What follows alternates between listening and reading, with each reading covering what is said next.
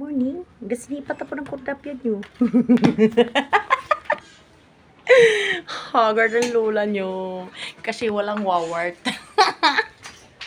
Walang wawart si Inday. Walang wawart. O, diba? Arini ako. Naglalanish ako dito. Charan! Oh, diba? Gamuni-muni lang ako kay kagagaling ko lang mag-brush sa terrace. Haggard pa more. Oh, diba? Yung aking mga kasama dito, gahilom-hilom na sila. Kay, di ba sila pwede magpakita daw kay, artistahin talaga sila bang. Kapasabay na lang, okay, ginoo ko. In love talaga ako. Kaya gitabisog yun ko ng tigawat akong naong kaya ahak. Na! Ay, naku. Sana all may ayuda. Si Lucrecia wala. Lo, pati ako si Mood gitigawat yun doon. Aha. Pila man day kabuk ni akong gikain laban nga usara man kabuok. Pistol. Natatawa na naman si Jiniloy.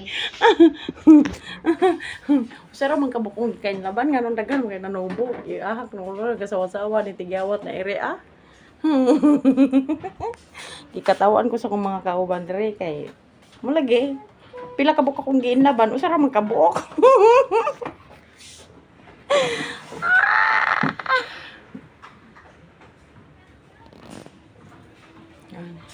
Madilim siya, kay gakulimlim ang labas.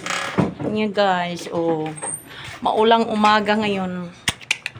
Maumaga pa din nga mag-alas 12 na, guys. Alas 12 na. Tingpalin ni Odto na ba? Grabe. Daming ginagawa ditong bahay, oh.